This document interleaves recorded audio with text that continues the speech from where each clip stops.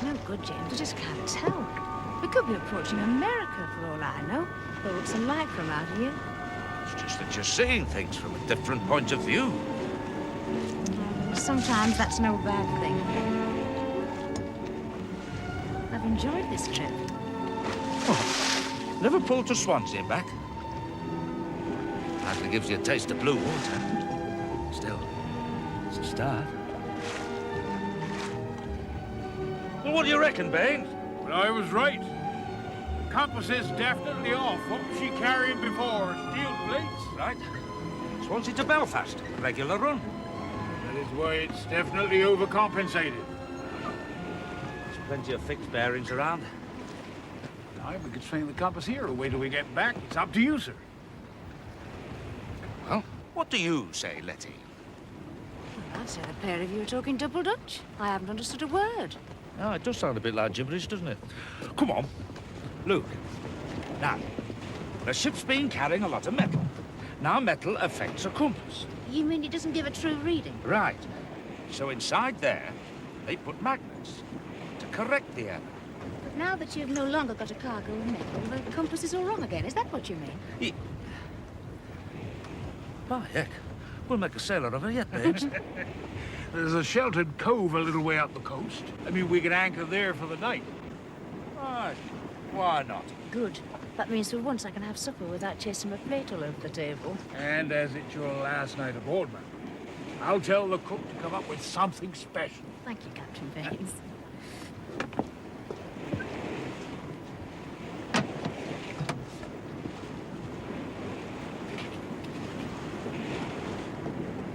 What do you think of the Falcon? It's a pretty name for a pretty ship. Pretty? She's a workhorse. Well, can't a workhorse be pretty? Why? You're in a funny mood. No. Perhaps it's the sea air. I'm sorry to have kept you waiting, Sir Norman. Not to worry, Daniel. I was a trifle early anyway. Elizabeth will be down immediately. Let me get you a drink. Thank you. I've just been reading about that robbery in Manchester. In broad daylight, if you please. Yes, I saw. £50,000. That's not the only daylight robbery that's going on. Oh? How do you mean? All these new freight charges on the railway. Do you realize, Norman, that mile for mile, the line between Liverpool and Manchester is the highest price in the entire country? I know, and believe me, I've drawn the attention of the House to it, and to this handling charge of 8 shillings a ton. Between them, the Mersey docks and harbour board and the railways have a complete monopoly. Damn it, they're holding Manchester to ransom. And since you've just acquired a mill there, you'll have to use the railway to bring in your raw cotton. Well, yes, I admit to a degree of self-interest, but only a degree. Even without the mill, I'd be against these new freight rates and handling charges on principle. Well, as I neither represent Liverpool nor Manchester, perhaps I could lobby support as a disinterested party. I'd hoped you might. But I do advise you to think of an alternative solution. Well, there is no alternative. Believe me, Daniel, speaking as a politician, there is always an alternative. Oh, yes, horse and cart. So you feel the government will do nothing? Well, you must remember the railways are private companies. You wouldn't want the government telling you how to run your business, would you? We don't do things like that in this country, thank God. Now, you take this foreign fellow who's just died, Karl Marx. Ever read his book? No, never even heard of him. Every single page of that book preaches one thing: complete anarchy. Not in Liverpool, I trust. My dear Lady Fogarty, by heck, Daniel, you're a lucky chap to own such a wife. Daniel doesn't own me, Sir Norman. What? Oh, well, I mean, still he has the pleasure of your company. Thank you. What was all this talk of anarchy? Just a business matter, ma'am. But when beauty walks in through the door, then dull business must needs fly out the window. I'm so sorry you were not able to bring Lady Truscott. Another slice of plum duff, ma'am? Oh, thank you, Captain Baines, as much as I liked it. I'll tell Long Charlie whose plum duff is his speciality. Well, if you'll excuse me, ma'am, I'll take a turn on deck, see that everything's snugged down for the night. I might join you there later, Baines. All right, you are, sir.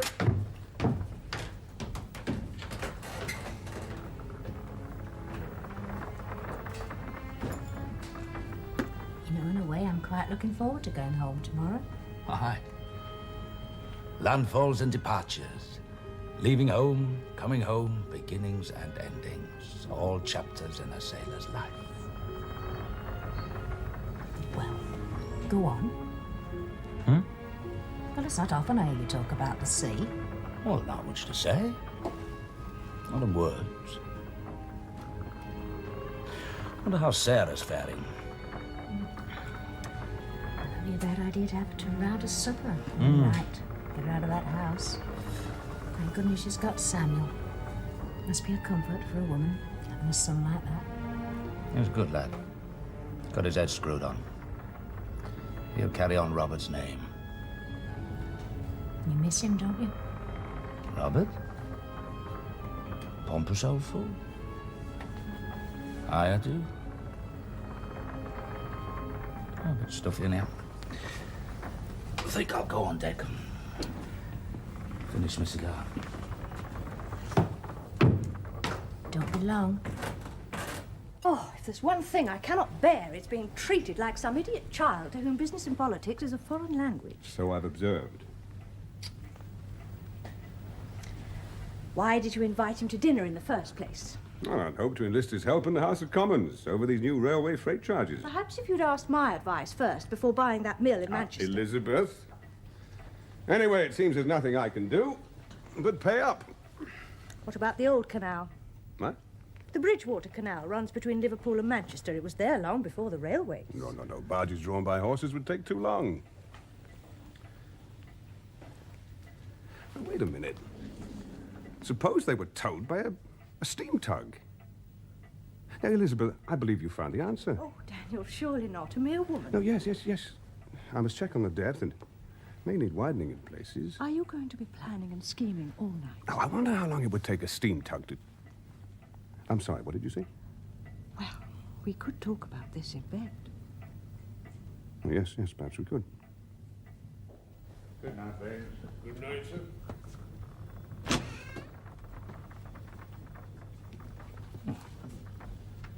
Thought you'd be asleep. Not a bit tired. Beautiful night. Full moon tonight. I want to see you don't catch a cold in that thing. I won't. Not if you put your arms around me.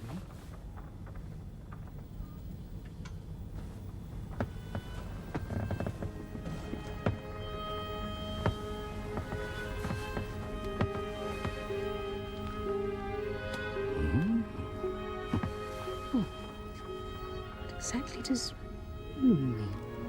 Well, I said you was in a funny mood tonight. I was right. Turn the lamp out.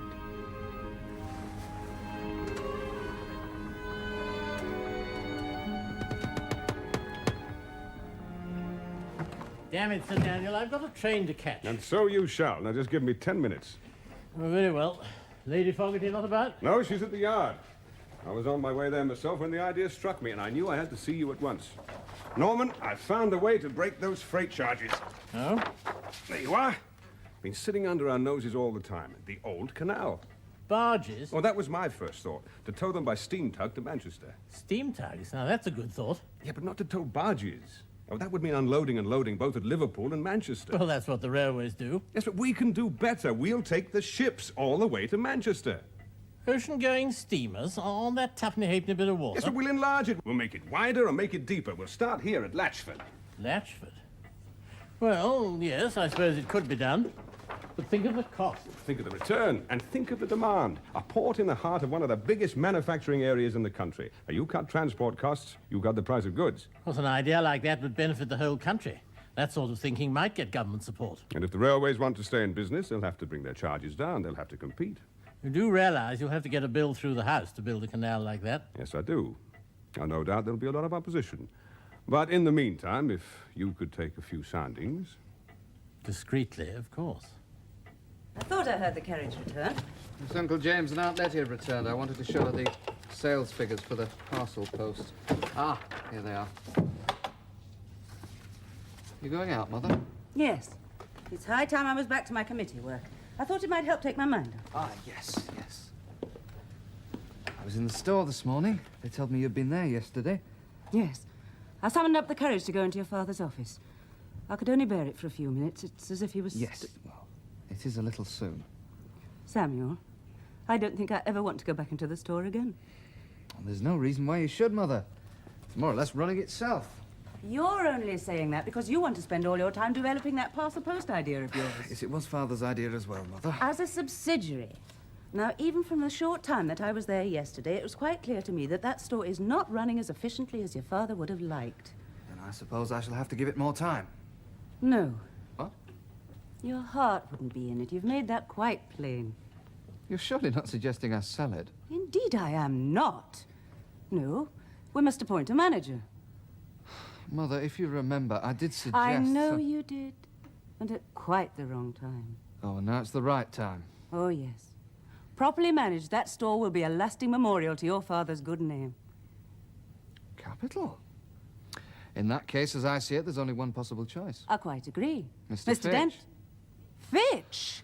He's only a boy. He's at least 30. But more important, he has ideas. Yes, above his station. Now, Mr. Denton's been with us for years. Mother, the store is under my control. Very well. Appoint Fitch, if you insist, but I think you're making a mistake. Now, I must be off to my committee work. But I was hoping to use the carriage.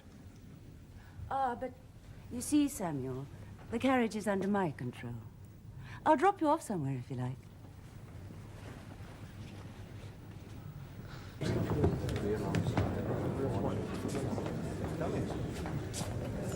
Hello, Mr. Fraser. Oh, Mr. Avery. Not looking for cargo, are you? Why? What do you have?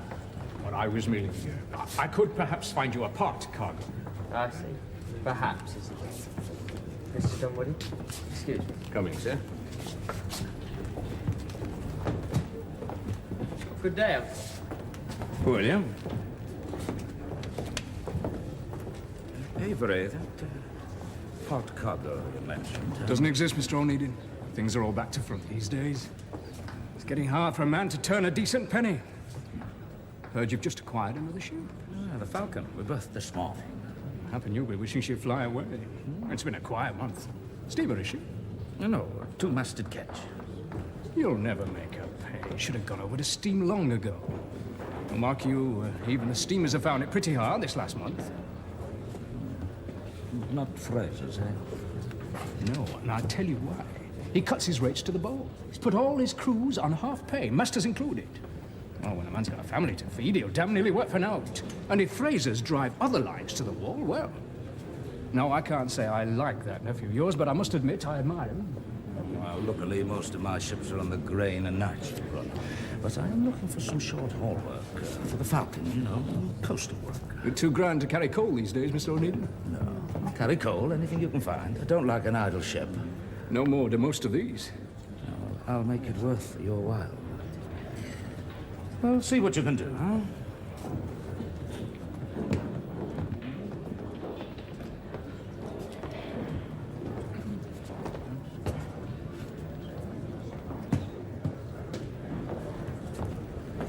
Hello, George. Well, I'll be damned, Jack. What a... How did you... I'm still a member. I thought that they'd struck me off, drummed me out of the regiment. You've got a poor memory, George. Nothing was ever proved, was it? Oh, I know. Jack Wadham was a naughty boy. But like a true friend, you put your hand in your pocket and helped me out. A man doesn't forget his friends, George. Good, good. What are you doing now? Oh, general business mainly.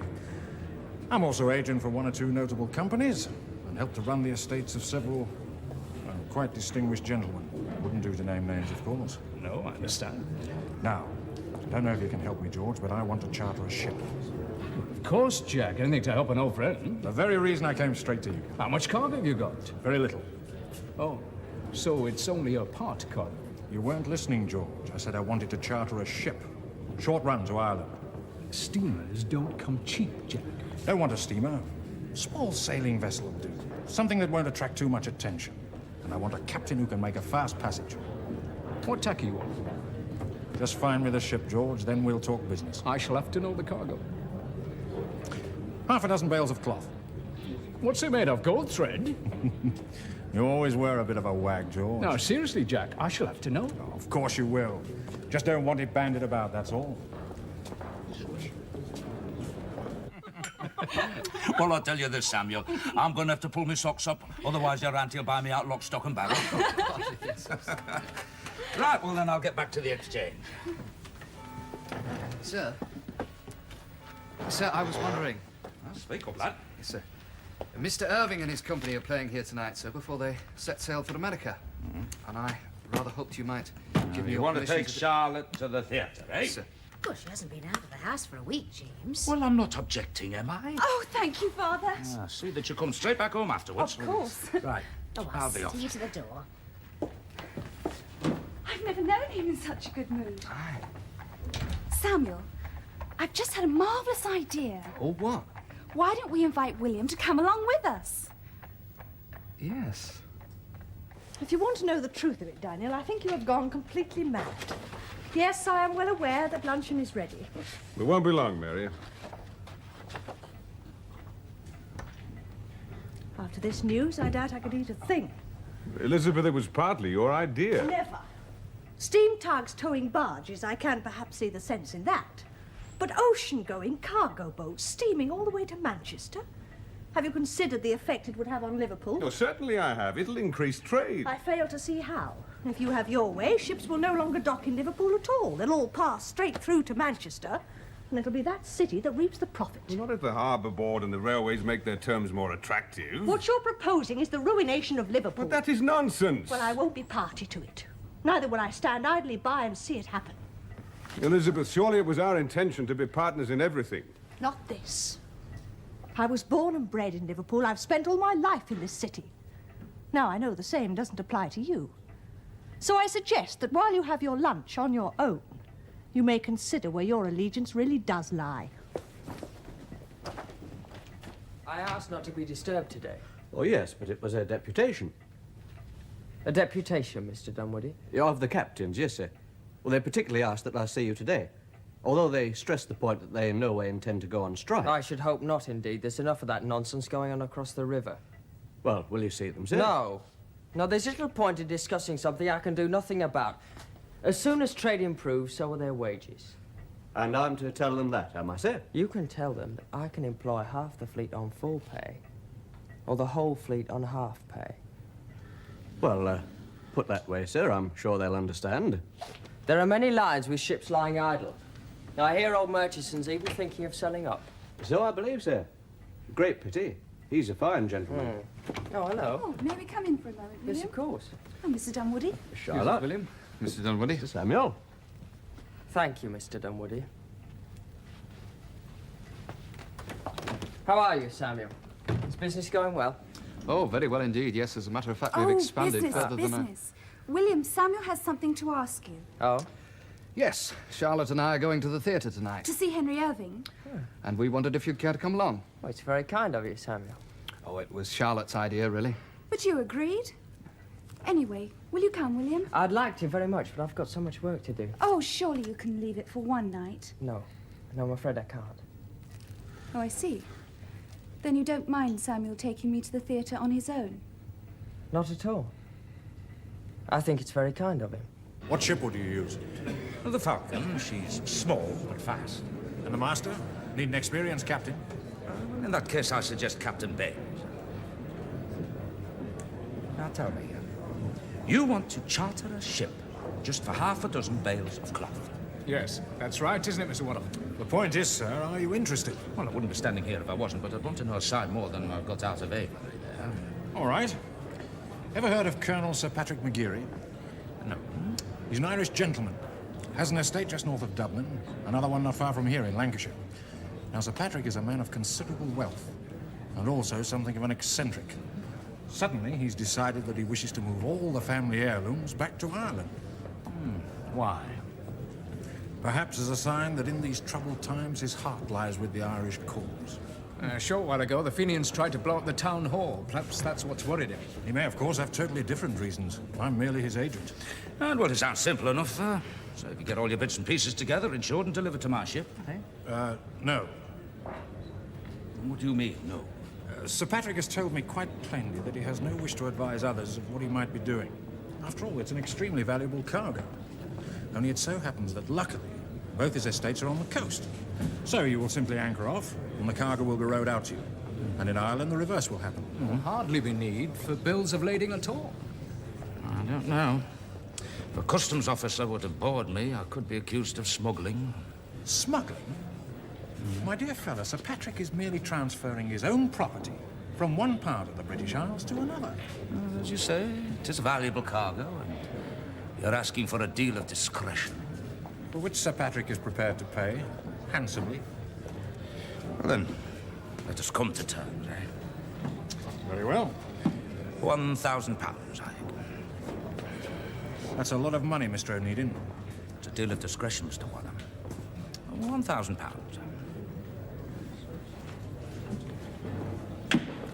I'll attend to the details immediately.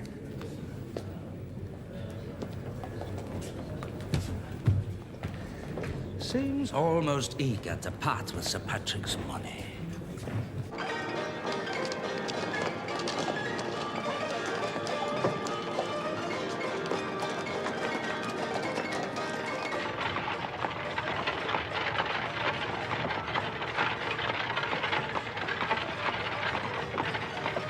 Jarvis, please stop.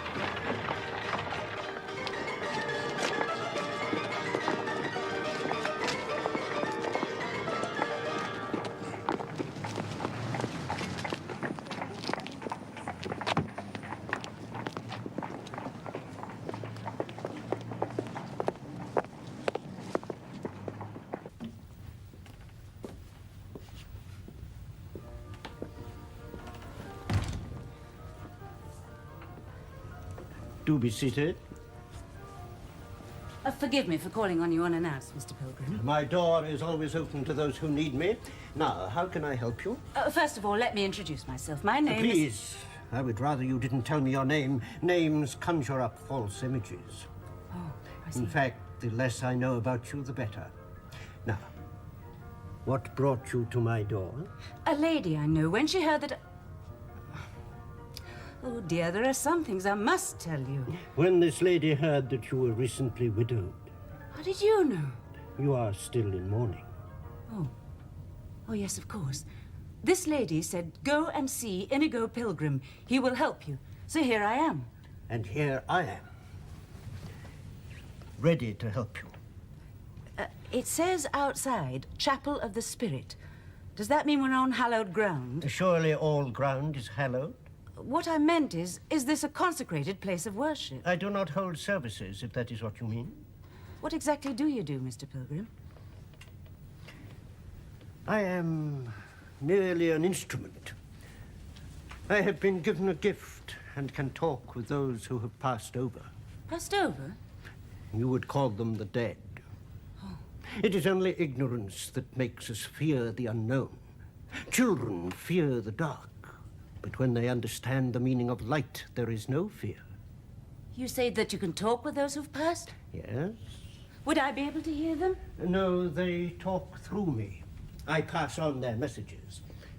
Sometimes they are simply words of endearment or comfort, but on occasion they can offer a great deal of advice. Being on the other side, they can, of course, see both past and future. Mr. Pilgrim, how would one go about... Wait.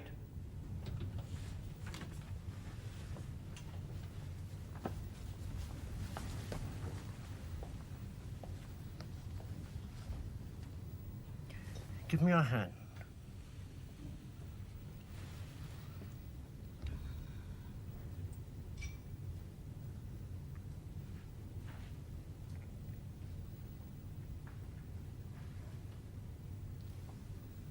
Good news, Sarah.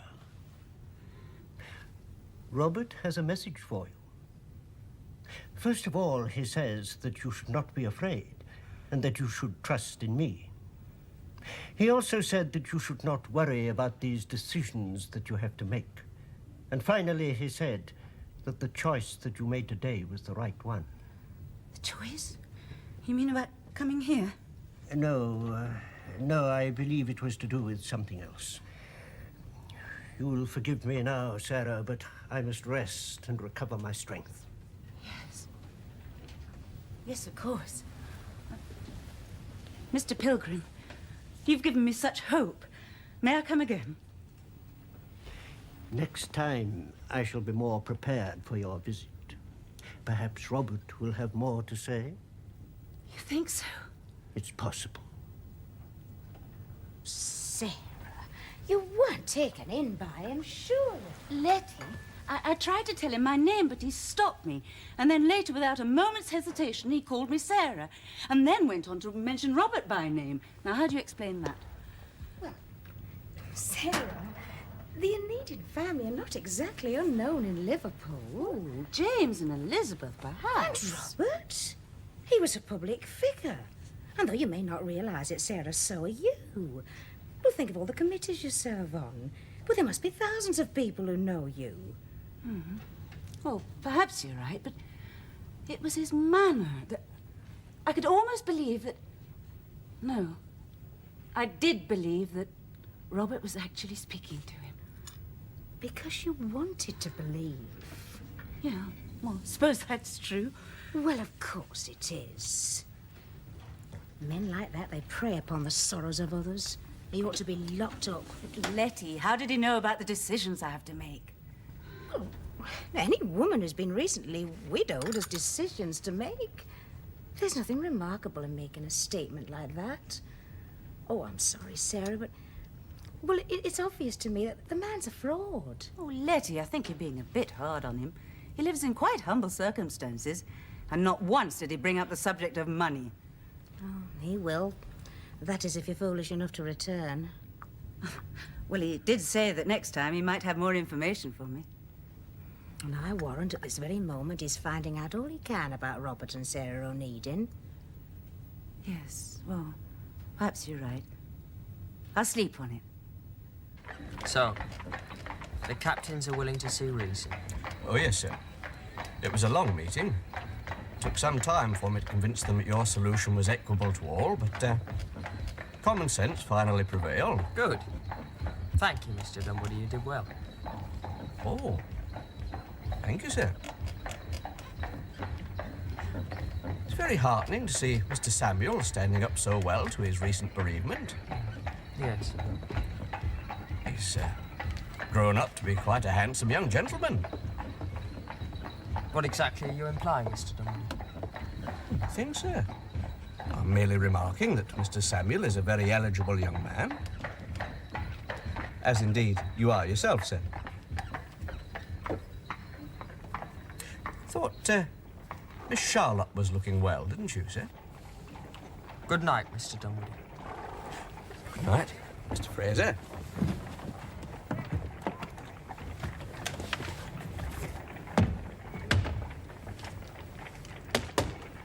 I have an apology to make. Oh? Yes, I called into the store this afternoon to see Mr. Fitch. I was right in one thing, he's an ambitious man. Yes. Yes, it appears he sailed for America this morning with yesterday's takings from the store. Good heavens. So it seems your choice of Mr. Denton was the right one after all. Robert said it was the right choice. What did you say, Mother? Nothing. I imagine Elizabeth has told you that she sees it as the end of Liverpool. Well, she may not be that far wrong, you know. Nonsense, it's just emotional woman's talk. I expected better of you, James. This canal will do two things. It'll increase trade by giving this country a new port, and it'll break the monopoly of the railways. All very well if you happen to own a mill in Manchester, I suppose. Well, why shouldn't the Anedian line trade out of Manchester as well as Liverpool? Because I can't tack up a canal, that's why. Then you best go over to steam, James. Well, I promised Elizabeth I'd say me piece, and I have. I'm not going to lose sleep over it. By the way, you'll have to get a bill through Parliament long before you can dig a shovelful. And you can't see it happening? Well, you'll come up against a lot of opposition long before it does get to Parliament. But if it ever does, then I'll put in my 2 pennyworth. Eh? James, this country needs that canal. Oh, what do you have to now? Seat in the House of Lords? Oh, Daniel. Have you, ever heard of a Sir Patrick McGeary? Oh, yes, I have. Yes, it was in the Times this morning. That's the last one, lad. You're not expecting anyone, are you, Mr. Wadham? What? No, no. All in the boat, then. Hey!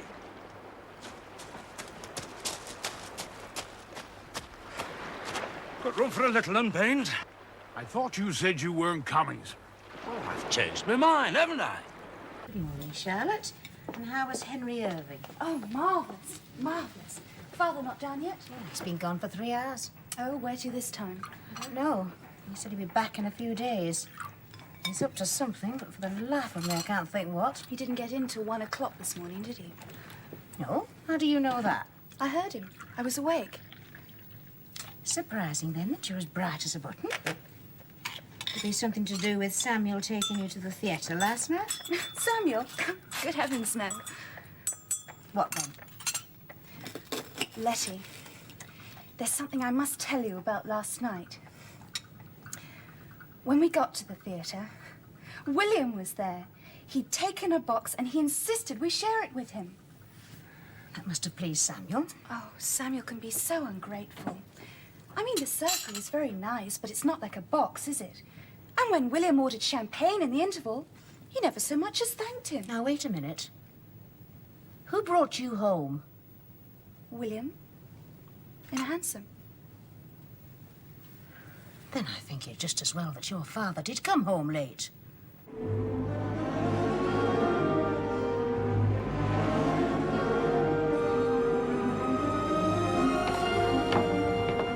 Finished your chin wag with Mr. Warren, eh? Aye, he talks a lot, but at the end of the day he said nothing.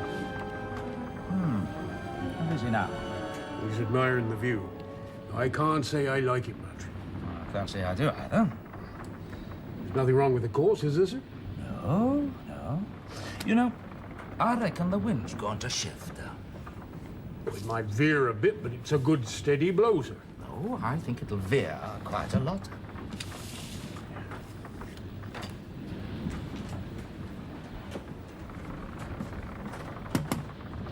Well, there's no reason why it should. Do you mind telling me what you're up to, sir? So far, nothing. I think I need to take a look in the hold now. Bit on the fresh side? Ah, yes, I was just saying to Captain Baines here, I reckon the wind is going to change, you know. Now then, have a glass. Warm you up. Thanks. This is our course, Captain Baines. Aye. West be north. You know something about the sea, do you, Mr. Wadden? I was in shipping for a few years. Thanks. Not joining me, Ernedin? Later. Mr. Warren, this bay we're going to, do you know what the holding's like? What? I mean, the seabed, what's it like? I've never been there.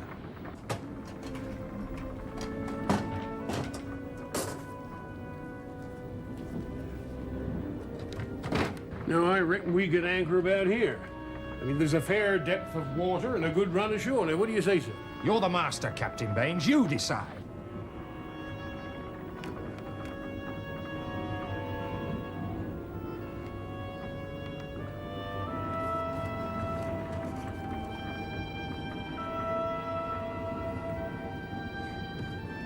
Now, when you say there'll be men there, I suppose they'll be from Sir Patrick McGeary's estate. Yes, yes. Oh, now there's one other thing, sir.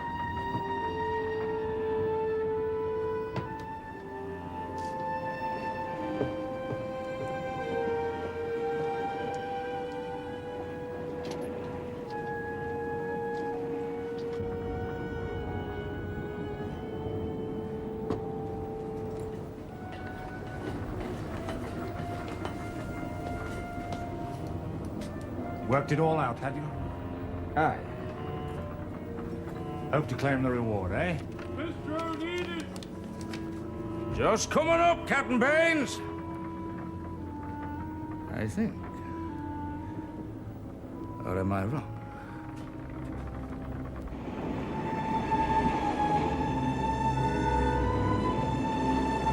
You couldn't be content with a nice fat charter fee. Oh, no, you had to poke your nose into other people's affairs. I told you right from the start I didn't like the look of him. No, neither did I.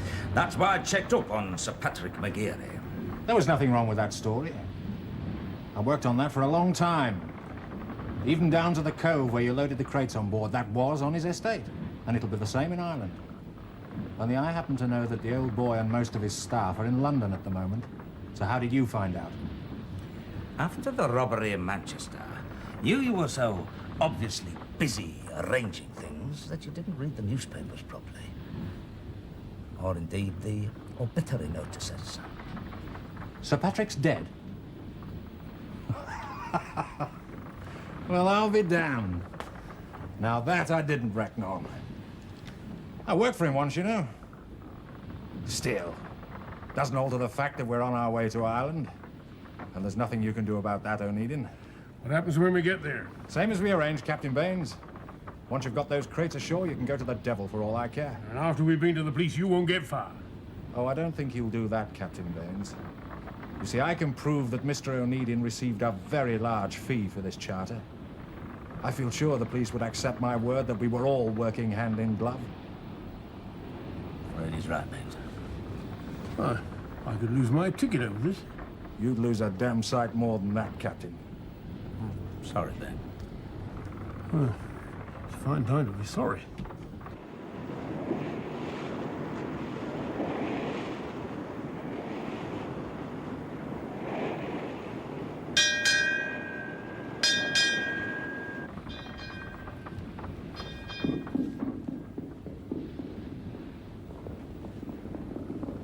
What's happening?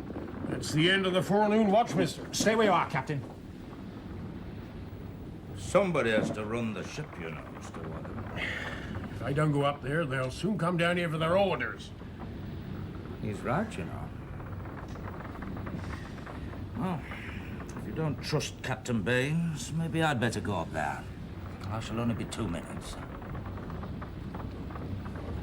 All right, you can go.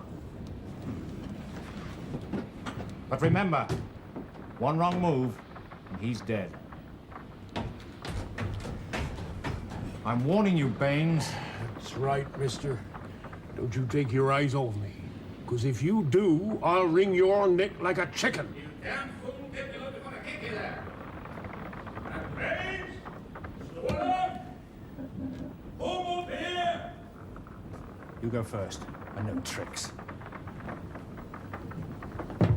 And I can promise you one thing. You'll never work on one of my ships again. Just cause Baines is kind-hearted doesn't mean to say that I am. Baines, what possessed you to sign on that helmsman? The man's an idiot. Hey, there's nothing wrong with Seth. Over there, Captain, where I can see you. Come on. What's the trouble, O'Needin? I told you the wind had changed, but you wouldn't listen. I said, what's the trouble? The wind's veered and taken us with it. He was watching the sail instead of the compass. I don't believe you. Look for yourself, man. Look. East northeasterly. Going back to England. Shouldn't be sailing west be north. Aye, to Ireland. If we hold that course, we'll damn near finish up where we started from. O'Needin, if this is some kind of trick. Oh, look, man. I've no wish to be caught with your stolen goods aboard my ship any more than you do. Very well. Alter course. All hands, stand by to go about.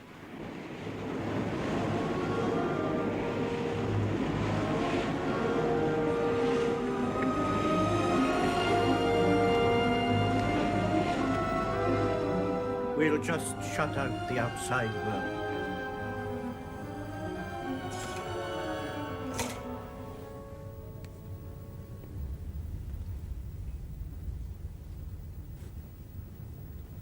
You're not frightened, are you, Sarah?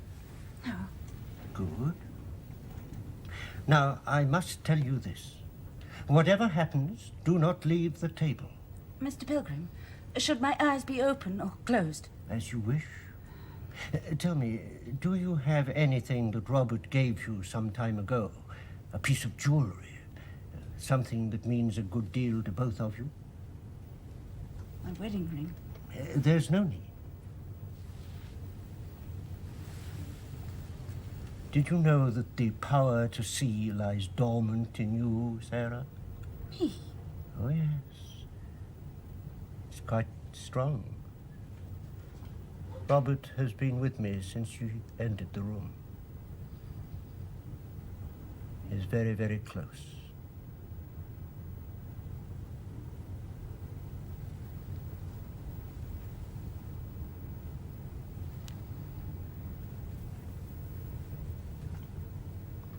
Yes, Robert.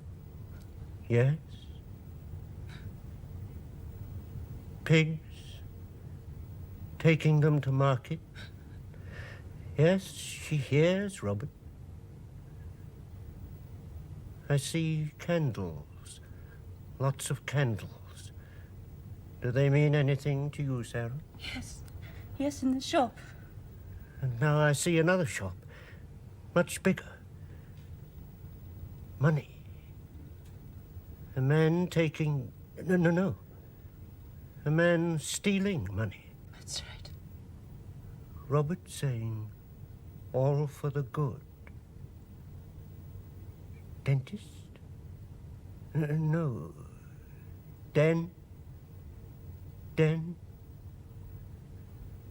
was a better choice.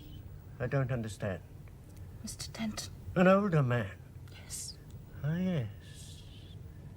Robert is very pleased with this man.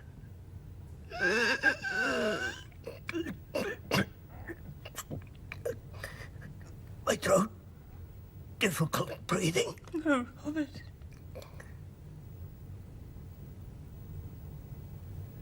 Says not your fault. He'll wait for you. He's getting fainter, Sarah. He's leaving us. Don't go, Robert. Don't go. A voice. A woman's voice. No. A girl. Slowly. Murray. Slowly. Murray. Slow. Maritza. Ah, yes. Maritza. She knows you, Sarah. She is with Robert. Hand? Ah, yes, your hand is better.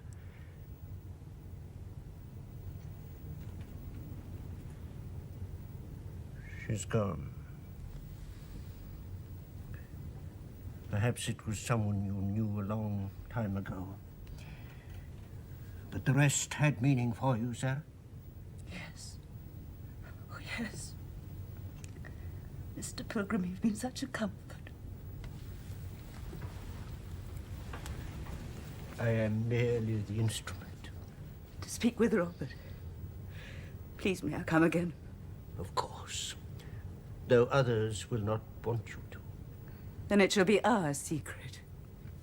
Mr. Pilgrim, you have helped me so much. Please let me help you. In what way? A contribution. It is not necessary. Oh, but I insist. Very well, Sarah. As you can afford it, I will allow you to donate the maximum contribution. 5 shillings.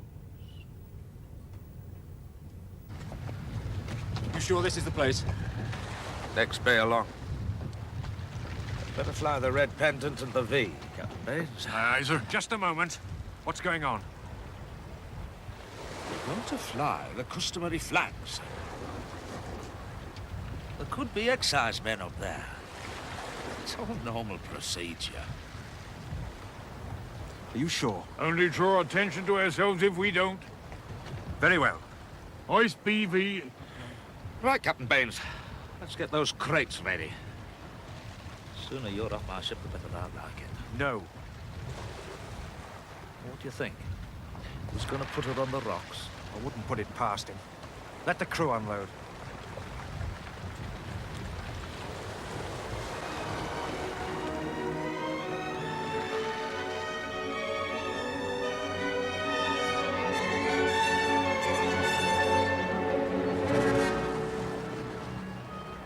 Hello, Samuel. You are home early. Yes, I didn't feel much like work. Something's wrong. Oh, I've had a letter. Rather upset me. I don't suppose you remember her. It was a long time ago. She was Polish, a lace maker. She came to the store. Yes, I do remember vaguely. But didn't she go to America? Aye, that's right, with her brother, Stepan. On the way over, there was a storm. Her hand was crushed. Her name was Maritza. Oh, then you do remember her. I grew very fond of her. But I'm afraid Stepan has written to say that she was recently killed in a street accident in New York.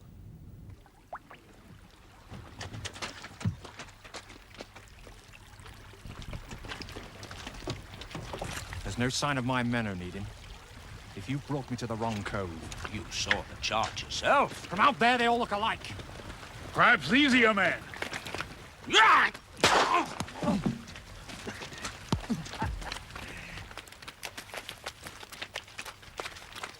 Well, I did warn you not to take your eyes off me.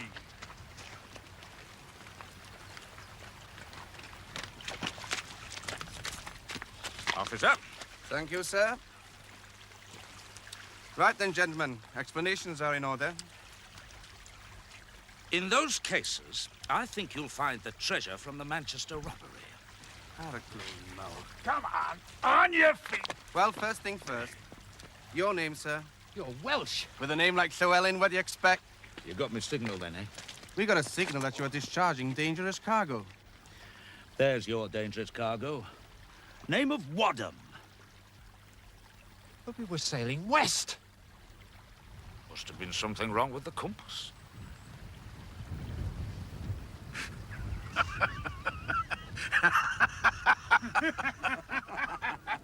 Damn lucky we didn't end up in Iceland. Rubbish.